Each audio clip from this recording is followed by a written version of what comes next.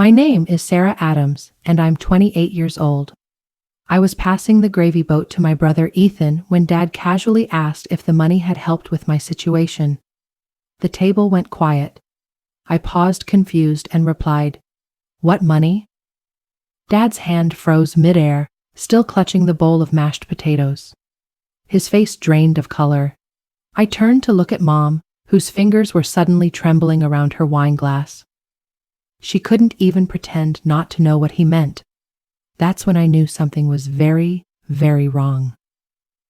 To understand why that moment at the dinner table felt like a bomb had been dropped, you need to know a bit about my family.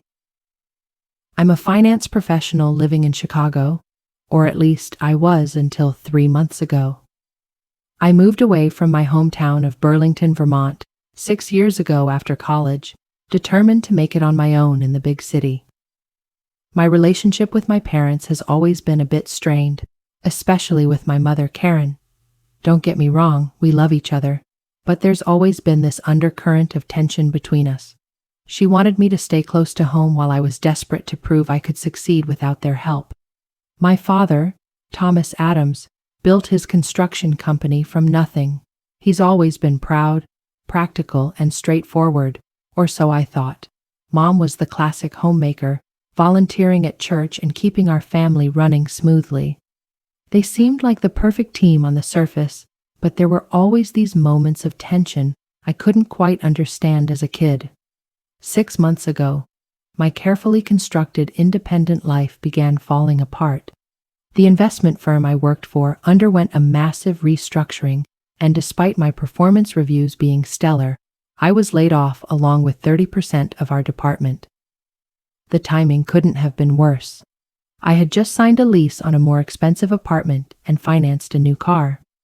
Pride is a dangerous thing. Instead of being honest about my situation, I kept pretending everything was fine during our weekly phone calls. I didn't want to be the failure who came back home. I told them I was transitioning to a new opportunity, while in reality I was burning through my savings at an alarming rate. I had to make drastic cuts. First, I sublet my beautiful downtown apartment and moved to a tiny studio in a questionable neighborhood. I sold my barely driven car and started taking the bus. Designer work clothes went to consignment shops. Meals became a depressing parade of noodles and peanut butter sandwiches. I was also dealing with some health issues. Nothing life-threatening, but the stress triggered debilitating migraines that sometimes left me unable to leave bed for days. The medications were expensive, but going without them wasn't an option if I wanted to function during job interviews. Let's go back to that fateful dinner at my parents' house. My parents' house is a beautiful colonial-style house with a wraparound porch. Ethan, my older brother by 2 years, arrived with his wife Linda just before me. They live about 45 minutes away and have the picture-perfect life. Good jobs, cute house, and they're expecting their first child. Ethan works for Dad's company. The path I was expected to follow but refused. There's always been this unspoken competition between us, fueled by what I perceived as my parents' favoritism toward him. After all, he stayed close, joined the family business, married his high school sweetheart. I was the rebel who broke the mold. During our greetings in the foyer, I noticed something odd. Ethan couldn't quite meet my eyes, and Linda was being overly nice, asking about my apartment and job with unusual interest. At the time, I chalked it up to pregnancy hormones, making her more emotional, but looking back, the signs were there. The Addams family has always excelled at keeping secrets. It's our toxic superpower, wrapped in the guise of protecting each other. We don't discuss problems until they become catastrophes. We dodge difficult conversations with practices. We pretend everything is fine when it's clearly not. Little did I know that night would be when all our carefully constructed facades would finally come crashing down around us. I arrived at my parents' house at exactly 6:30 p.m. These gatherings had become a tradition after I moved to Chicago. Mom's way of ensuring we still connected as a family, despite the physical distance between us. Sarah, you're right on time, Mom called from the porch, wiping her hands on her apron. She hugged me tightly, holding on a beat too long. When she pulled back, I noticed her eyes scanning my face with unusual intensity. Have you lost weight? She asked, her forehead creasing with concern. I forced a laugh. Just been busy with work. You know how it is during quarterly reviews. The lie slipped out easily. In reality, cheaper groceries and stress had indeed made my clothes looser. Dad emerged from his study, greeting me with his standard pat on the shoulder. There's my city girl. How's that concrete jungle treating you? Can't complain, I replied with a practiced smile. The firm's keeping me busy. As we moved to the living room where Ethan and Linda were already settled with drinks, I noticed Mom disappearing into the kitchen with unusual frequency. Each time she returned, her smile seemed more strained. She kept rearranging the appetizer platter, even though nobody was touching it. So Sarah, how's that fancy office of yours? Ethan asked, swirling his whiskey. I nodded, taking a large sip of wine. It's great, nothing changes. Except I hadn't seen that office in months, and the company had actually moved locations before the layoffs. Mom suddenly dropped a coaster, flinching at the small noise it made hitting the hardwood floor. Sorry, just clumsy tonight, she muttered, but her hands were shaking slightly as she picked it up. Dad seemed oblivious, launching into a story about a difficult client at his construction company, but I caught Mom giving him strange glances throughout the conversation. Whenever financial topics came up, like the new restaurant Ethan and Linda had tried, or the rising cost of baby supplies, Mom would quickly change the subject. When we finally moved to the dining room, the tension was palpable. The table was set with Mom's best china and the good silverware, the ones reserved for Thanksgiving and Christmas, not our usual monthly dinners. What's the occasion? I asked, gesturing to the fancy settings. No occasion, Mom replied too quickly. Just felt like using them.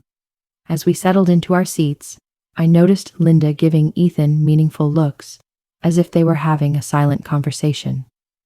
Dad cleared his throat repeatedly, a nervous habit he's had since I was a child.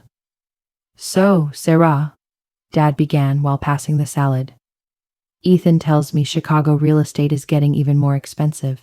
Your neighborhood's still treating you well? I nodded, mouthful of salad to avoid elaborating. In truth, my new neighborhood had already experienced 2 break-ins on my block alone. You know, if you ever wanted to come back home for a while, your room is always available, Mom interjected, not meeting my eyes. I'm fine, Mom. Really? I insisted. My career is in Chicago. Of course it is, she said quickly. I'm just saying, options are good. When the conversation turned to my cousin Eliza's upcoming wedding, I felt my stomach tighten. The destination event in Hawaii was completely beyond my current budget. Not just the flights and hotel, but the expected gift from the registry, where the cheapest item was a $200 serving platter. I might not make it to the wedding, I admitted reluctantly. Work is really hectic right now. But your family? Mom protested. Eliza would be heartbroken. I know, but some projects can't be rescheduled. Another lie. We could help with the flight, Dad offered casually. Consider it an early Christmas gift. No thanks, I said firmly. I can handle my own expenses. Mom and Dad exchanged a look I couldn't quite interpret. Ethan raised an eyebrow at Linda, who suddenly became very interested in buttering her roll. As the main course was served, Mom's famous pot roast with vegetables from her garden. The small talk became increasingly strained. Dad asked about my investments, a topic he'd never shown interest in before. Mom kept filling my wine glass and insisting I take seconds, then thirds of everything. Ethan made an odd comment about how communication is important in families. With each passing minute, the feeling that something wasn't right grew stronger. Everyone seemed to be waiting for something to happen. And then, as I was reaching for the salt, it did.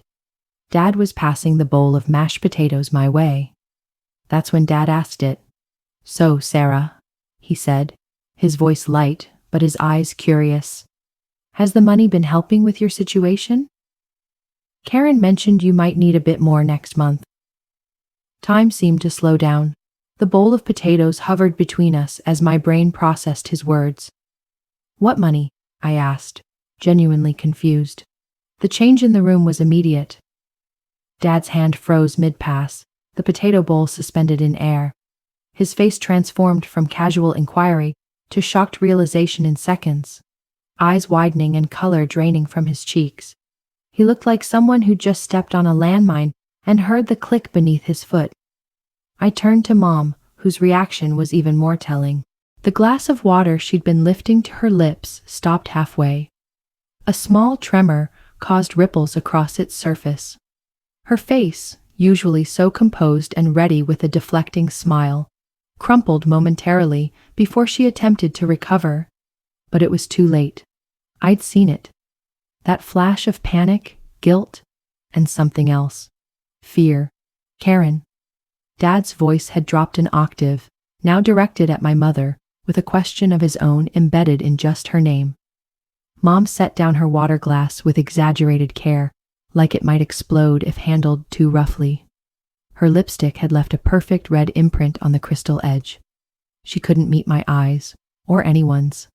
I just meant the care package she attempted weekly, the one I sent last month with the homemade granola and those socks you liked. The excuse was paper thin, and we all knew it. Dad's furrowed brow and tight jaw made it clear he wasn't buying it either. Ethan and Linda exchanged loaded glances across the table.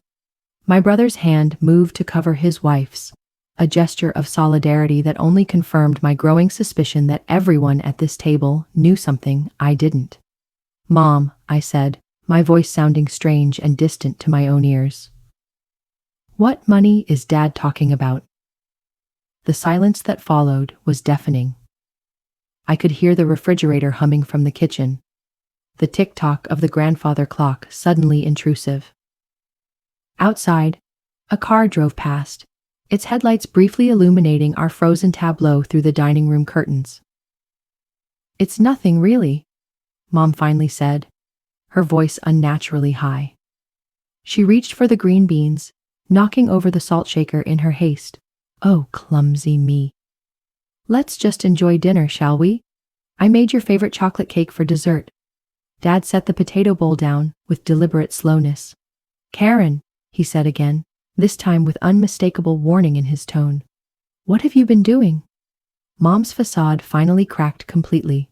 Her hand flew to her throat, fingers fluttering nervously at her collar.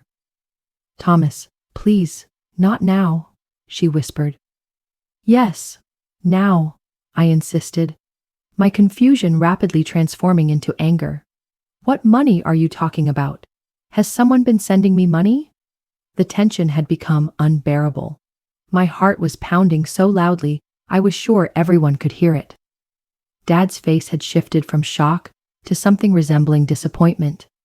Ethan was suddenly very interested in his pot roast, cutting it into smaller and smaller pieces.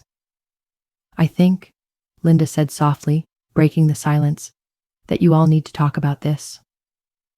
Mom's chair scraped harshly against the hardwood floor as she abruptly stood. I need to check on the cake, she mumbled, nearly tripping in her haste to escape to the kitchen. Mom! I called after her, but she was already gone.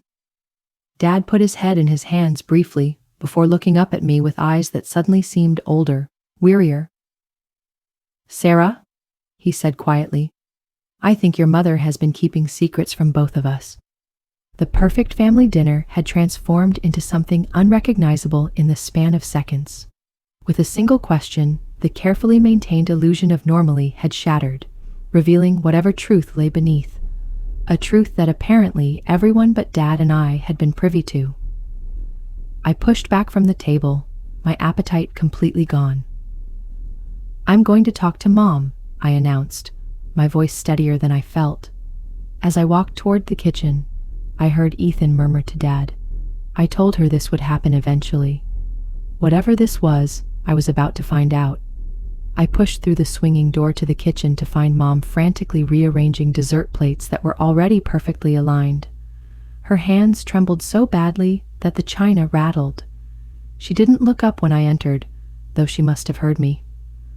"Mom," I said firmly, standing in the center of the kitchen. "Look at me." She continued fussing with the plates. "The cake needs another few minutes to set. I should have made it earlier, but I got distracted with a Mom." My voice was sharper than I intended, but it worked. She finally stopped and turned toward me, though her eyes focused somewhere over my shoulder rather than meeting mine. "What money was Dad talking about?" "It's nothing, sweetheart. Just a misunderstanding." Her fingers pleated and unpleated the edge of her apron. "Don't do that," I said, feeling my frustration mounting. "Don't pretend this is nothing when clearly it's something big enough to make everyone at that table act like we're at a funeral instead of a family dinner." The kitchen door swung open again as Dad entered. His expression was grave. His usual confident posture diminished. "Karen," he said quietly, "tell her." Mom's face crumpled. For a moment I thought she might bolt from the room, but instead she pulled out a kitchen chair and sank into it. "I was just trying to help," she whispered. Dad moved to stand beside me, his presence solid yet somehow uncertain. "How much have you been sending her, Karen?" $2,000 a month. Mom admitted so quietly I almost didn't hear her. Since May, the floor seemed to shift beneath my feet. $2,000 every month. I grabbed the counter for support. That's $10,000. Where would you even get that kind of money?" $12,000. Actually, Mom corrected, still not looking at me. "I sent a little extra in July for your birthday." Dad's sharp intake of breath told me this was news to him as well. "From where, Karen?"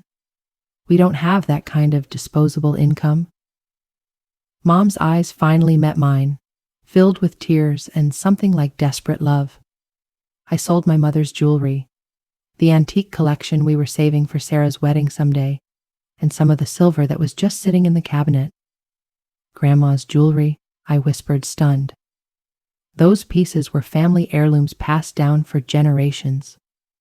Mom had always spoken of them with reverence, promising they would be mine someday for my special day. "You sold family heirlooms without discussing it with me?"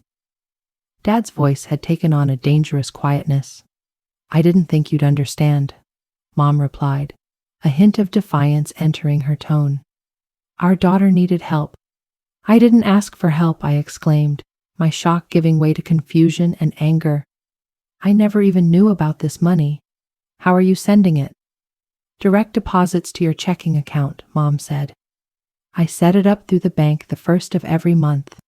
I pulled out my phone with shaking hands, opening my banking app. Sure enough, there they were. Monthly deposits labeled only as a credit. I had assumed they were delayed bonuses or expense reimbursements from my former employer, never bothering to investigate further because I'd been so desperate for the money. "Why didn't you tell me?" I asked, my voice breaking. "You're so proud, Sarah," Mom said, wiping away a tear.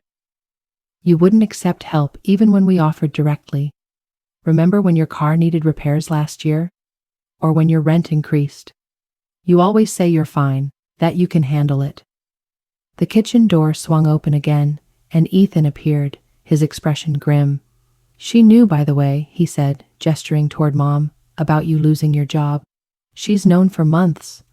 I felt like I'd been slapped. "How?" Eliza told me. "Mom admitted she saw you coming out of an unemployment office when she was in Chicago for that conference in May. She was worried about you. So, you've all been lying to me, pretending you didn't know I was struggling while secretly sending me money." The betrayal cut deep, made worse by the realization that my pride had created the situation. "And you knew too?" I asked Ethan. He nodded slowly. "Mom asked me not to say anything.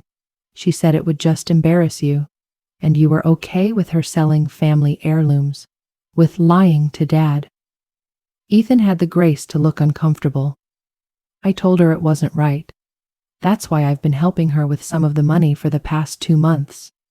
Dad's head snapped up. "You've been giving your mother money to send to Sarah?" "Someone had to," Ethan retorted.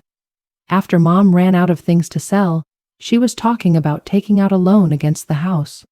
A loan against the... Dad couldn't even finish the sentence. He sank into a chair opposite Mom, looking utterly defeated. Karen, how could you make these decisions without me? You would have said no. Mom replied simply. And Sarah needed help. You don't know that I would have said no, Dad argued, his voice rising. You didn't give me the chance to say anything because you didn't tell me. Like you told me about the business problems. Mom shot back unexpectedly. Dad went very still. What are you talking about? The second mortgage you took out on the house last year, the credit card bills. Did you think I wouldn't notice? I watched in astonishment as my parents stared at each other like strangers. Ethan leaned against the doorframe, looking unsurprised by this new revelation. The business had a temporary cash flow issue, Dad said stiffly. It's resolved now. See? Mom threw up her hands. This is why I didn't tell you about helping Sarah. You don't tell me when there are problems either. The realization hit me like a physical blow. My seemingly solid, stable family was built on quicksand.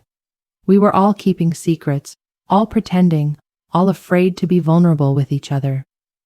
I checked my account every day, I said quietly, drawing everyone's attention back to me.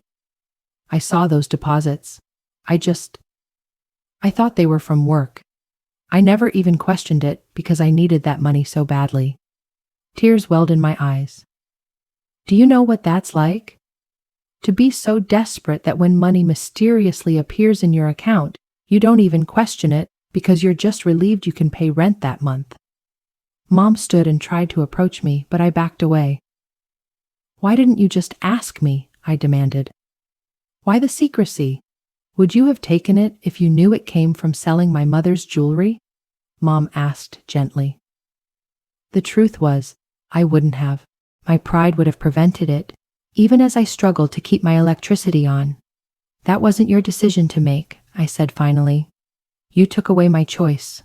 I'm your mother, she replied as if that explained everything. I couldn't watch you suffer, so instead you lied. You all lied. I looked around at my family. Mom with her desperate need to help, Dad with his business troubles he'd hidden, Ethan with his complicity and the deception. We're supposed to be a family.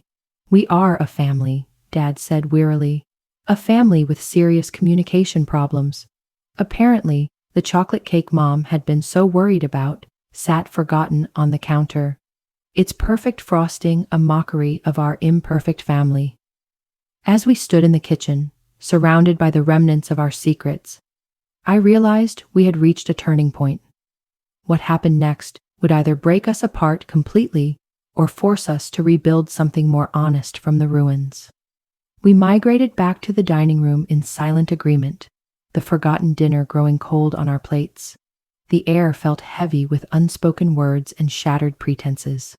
I sat down slowly, feeling like I'd aged years in the span of minutes. I think, Dad said, breaking the oppressive silence, that it's time we all put our cards on the table. No more secrets. Ethan cleared his throat. While we're being honest, I have something to say too. He glanced at Linda, who nodded encouragingly. I've resented how Mom always seems to make excuses for Sarah. It's always been that way. When she decided to move to Chicago instead of joining the family business, when she misses family events for work, and now this secret money. I've worked alongside Dad for years, building this company, staying close to home, doing everything right according to the Addams family playbook. And still somehow Sarah gets the special treatment. That's not true, Mom protested weakly. It is true, Ethan insisted. You sold Grandma's jewelry for her, jewelry that's been in the family for generations. Meanwhile, when Linda and I needed help with the down payment on our house, you gave us a loan with a repayment schedule and interest. I stared at my brother, genuinely surprised. I never asked for special treatment. You didn't have to, he replied bitterly. You were always Mom's favorite. Ethan, Mom exclaimed. It's okay, Karen, Dad interjected, his voice tired. If we're clearing the air, let's really clear it. He turned to Ethan. Your mother has always worried more about Sarah because she saw herself in her, independent, determined to make it on her own. And you've always been more like me, practical, rooted in family and tradition. So, you're saying you play favorites too? Ethan challenged. Dad sighed heavily. I'm saying we're human. We connected differently with each of you. That doesn't mean we love one more than the other. I tried to process this revelation while simultaneously dealing with the knowledge that my mother had been secretly supporting me for months. I still don't understand why there was so much secrecy. Why couldn't we just talk to each other?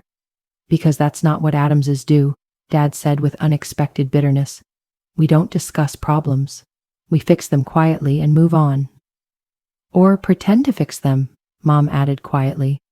Dad looked at her sharply. What's that supposed to mean? Mom's hands twisted in her lap. It means there are things we haven't talked about for years, Thomas. Important things. Like what? I asked, though part of me dreaded the answer. Like the fact that your father and I have been sleeping in separate bedrooms for the past year, Mom said, her voice barely above a whisper. The revelation hit like a physical blow. My parents, who I'd always seen as a united front, a team, separated under the same roof. Why? I managed to ask.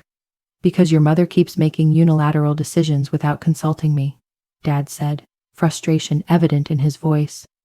Like selling family heirlooms or sending thousands of dollars to you behind my back. And because your father works constantly and hasn't really seen me in years, Mom countered. Years of resentment bubbling to the surface. He's physically present, but mentally always at the construction site. I work to provide for this family.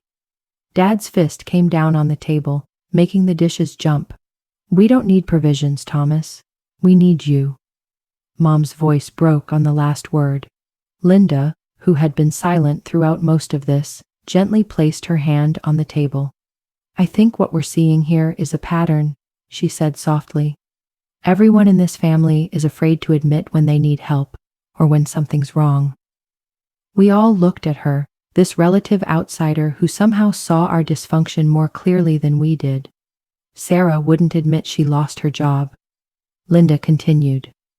Karen couldn't directly offer help, so she sent money secretly. Thomas hid business troubles. Ethan resented Sarah, but never said anything directly. You've always been so independent, even as a little girl. You never wanted help tying your shoes or zipping your coat. I didn't tell anyone about the business difficulties because I'm supposed to be the provider. The rock, Dad added quietly.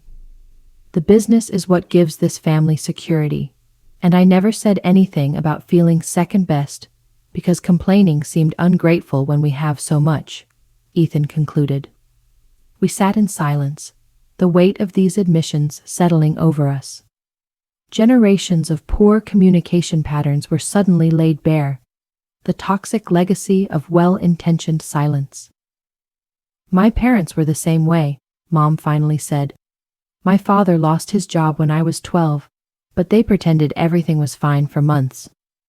We kept going to restaurants and buying new clothes while they secretly sold their possessions and drained their savings. When we finally lost the house, it came as a complete shock to me.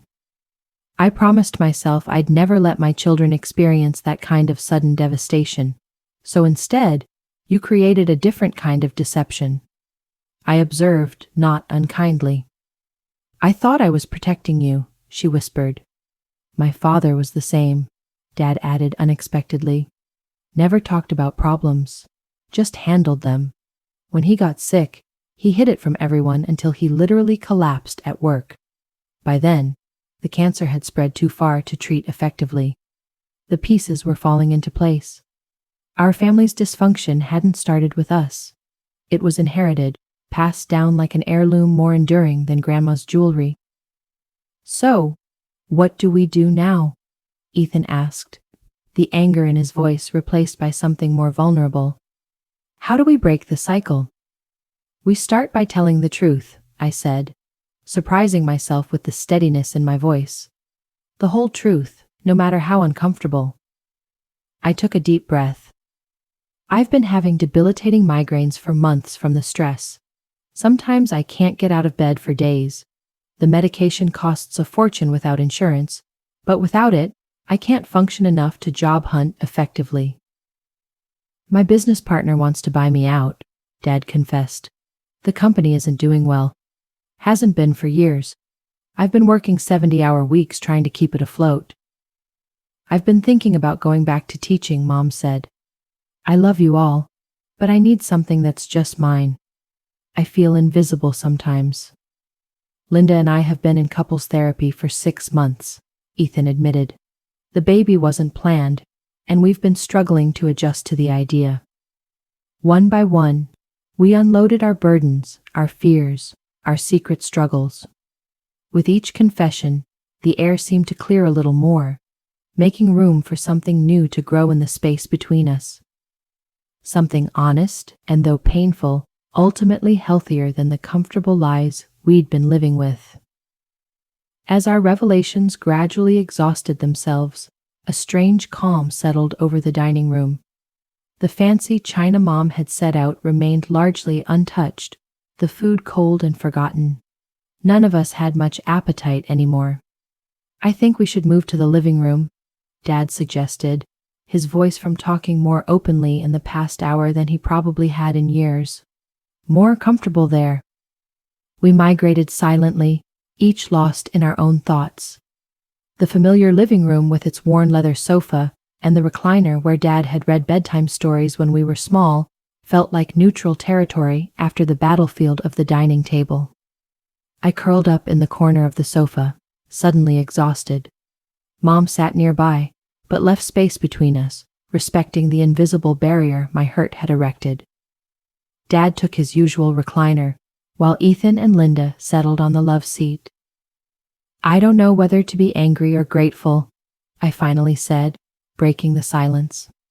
Part of me is furious that you went behind my back, that you all knew I was struggling and pretended not to know. But another part recognizes that without that money, I might be homeless right now. Mom's hands twisted in her lap. I never meant to betray your trust, Sarah. I couldn't bear knowing you were in trouble and doing nothing. But you took away my agency, I said. My right to make my own choices, even if those choices were bad ones. You're right, she acknowledged. And I saw how difficult that admission was for her. I thought I was protecting you, but I was really protecting myself from the pain of seeing you struggle. Dad leaned forward in his chair. I think we all need to acknowledge that our intentions, however good, created this mess. Your mother shouldn't have sent money behind everyone's backs, but Sarah, you shouldn't have hidden your job loss either. I know, I admitted. Pride is expensive. What happens now? Ethan asked the question we were all thinking. Do we just go back to pretending after this? No, Dad said firmly. We can't unring this bell, and honestly, I don't want to. Neither do I. Mom agreed. As painful as this is, it feels like finally lancing a wound that's been festering for years. I considered the metaphor and found an apartment. The exposure hurt terribly, but perhaps it was the only way to begin healing. I think we need some ground rules going forward. I suggested new family agreements. Like what? Ethan asked. Like honesty, I said. Real honesty, even when it's uncomfortable. If I'm struggling, I'll tell you. But in return, I need you all to respect my independence. Offer help directly and accept my answer, even if it's no. That seems fair. Dad nodded. And I need to know that help doesn't come with strings attached, I continued. Not from any of you. The money was never about controlling you, Mom protested. Maybe not consciously, I acknowledged. But there's a power dynamic in secret giving. You knew something I didn't. You were influencing my life without my knowledge or consent. Mom was quiet for a moment, then nodded slowly. I can see that now. I have a suggestion, Linda offered. Ethan and I have found our therapy really helpful. Maybe family counseling would give you all a safe space to continue these conversations with some guidance. Dad's immediate frown told me what he thought of that idea, but to my surprise, he didn't dismiss it outright. Maybe, he said reluctantly, I'm not big on talking to strangers about family business, but clearly, we haven't been handling things well on our own. I'd be willing to try it, Mom said, sounding relieved at the suggestion. Me too, I agreed, but in the meantime, I want to talk about the money. Everyone tensed again. I'll pay it back, I said firmly. Every penny once I'm working again. Absolutely not, Mom insisted. It was a gift. A gift I didn't know I was receiving, I pointed out. Besides, that money came from family heirlooms that should have stayed in the family. The jewelry was meant for you eventually anyway, Mom said. Not like this, I insisted. Not sold off piece by piece in secret. What if we compromise? Dad suggested. Sarah, when you're back on your feet, you don't repay the money directly. Instead, you start a savings account for your own future children or to replace the heirloom someday. The suggestion resonated. It wasn't about the money itself, but what it represented. Family legacy, support, continuity. I could do that, I agreed quietly. And in the meantime, Ethan said, surprising me. If you need help while job hunting, I might be able to offer you some contract work for the company, just until you find something permanent. No special treatment. Regular pay for regular work.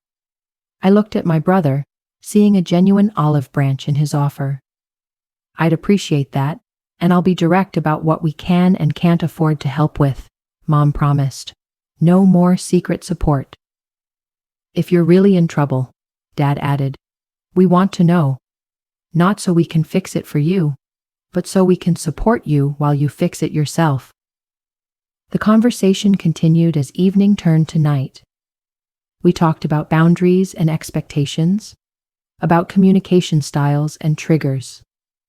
We made plans for weekly family calls where everyone would share one challenge they were facing, no matter how small. Dad reluctantly agreed to try 3 sessions of family therapy before deciding whether to continue. As exhaustion began to overtake us, Linda, now visibly tired from the emotional marathon, asked the question that had been hovering unspoken. So what about tomorrow and the next day? How do we make sure we don't slip back into old patterns? One day at a time, Mom said simply. New habits don't form overnight. And we hold each other accountable, I added gently, but firmly. As Ethan and Linda prepared to leave, my brother pulled me aside. I'm sorry, he said quietly, for resenting you all these years. I should have just talked to you. And I'm sorry for not seeing how my choices affected you, I replied. We've both been stuck in our own narratives. We hugged awkwardly, rusty at showing physical affection to each other, but it was a start. As I prepared to leave as well, Mom handed me a small package. Open it when you get home, she said. Back in my tiny studio apartment, I unwrapped the package to find a small silver locket, one of Grandma's pieces that hadn't been sold. Inside was a tiny photo of our family from years ago, all smiling on a summer vacation. Tucked into the box was a note in Mom's handwriting. Some treasures can't be sold. Love, Mom. I closed the locket gently, tears welling in my eyes. The road ahead wouldn't be easy, but for the first time in years, it felt like we were all finally walking it together, in the light rather than in shadow. 3 months have passed since that explosive family dinner. It's remarkable how a single question, has the money helped, could unravel decades of family dynamics in minutes. Sometimes I wonder if Dad's slip was entirely accidental, or if some part of him wanted the truth to finally come out. We haven't discussed that possibility, but I've caught him looking more relaxed these days, as if unburdened. The changes in our family haven't been dramatic or instantaneous. They've come in small moments, in hesitant conversations. We established weekly family video calls that we've maintained faithfully. The first few were awkward, but gradually, we've developed a rhythm. Each person shares one challenge they're facing, no matter how small. No fixing, just listening and supporting. Last week, Dad admitted he was struggling with the idea of selling his business. For the first time, I saw him vulnerable, without shame, asking for perspectives, rather than presenting decisions already made. Mom shared her fear of returning to teaching after so many years away. Ethan talked about feeling overwhelmed by impending fatherhood, and I confessed my anxiety about an upcoming job interview, my first serious prospect since the layoff. That's been another significant change. 2 weeks after our family meltdown, I received an unexpected call from one of Dad's business associates who needed someone with financial expertise for a growing tech company in Burlington. I was suspicious at first. Another secret intervention. But Dad swore he hadn't orchestrated it. Sometimes the universe has its own timing. I moved back to Vermont last month, not to my parents' house, but to a modest apartment 15 minutes away.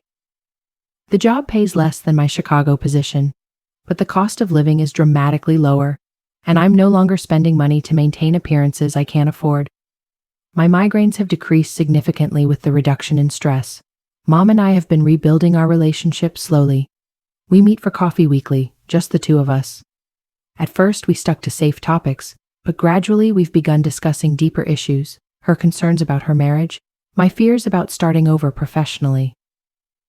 She's returned to teaching part-time at the community college, something she's wanted to do for years, but never pursued because of her self-assigned role as family caretaker.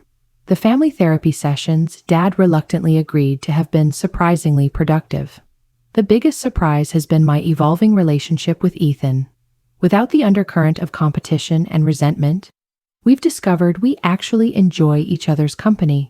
He's been teaching me about the construction business on weekends, and I've been helping him modernize their accounting systems. As for the money Mom secretly sent me, we reached a resolution. I didn't pay it back directly, but I've started a special savings account. Part will eventually go toward replacing some of the heirloom jewelry when possible. The rest will be for future family needs. Not just my own potential children someday, but a resource for anyone in our family who needs support. Think of it as the Addams Family Transparency Fund, Ethan joked when I explained the concept. Mom's revelation about her own childhood financial trauma has helped me understand her actions better.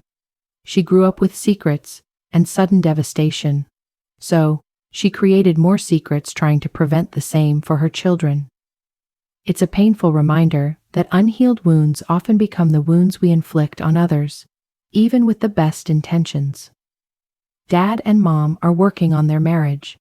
They've started seeing a couples therapist in addition to our family sessions. Dad moved back into their bedroom last month, a quiet milestone no one directly mentioned, but everyone noticed. They've started taking ballroom dancing lessons on Thursday nights, something Mom always wanted to try, and Dad always avoided. Last Sunday at our most recent family dinner, we used Mom's fancy china again. But this time, it wasn't to maintain appearances or pretend at perfection. It was a conscious choice to celebrate how far we've come, to honor both our history and our new beginning. As we passed dishes around the table, Dad paused, his fork hovering over his plate. "I'm proud of us," he said simply. From a man who once communicated primarily in grunts and nods, it was practically a sonnet. The road to genuine family healing is longer than 3 months. Of course, we still stumble. Old patterns emerge under stress, the familiar urge to appear self-sufficient rising automatically. But the difference now is that I recognized it, took a breath, and then told the truth. And my family listened without trying to fix it, without judgment. Remember, it's never too late to start building something honest from the ruins of what was broken. Thank you for listening to my story. May your own families find paths to truthful connection, even when that path leads through difficult terrain.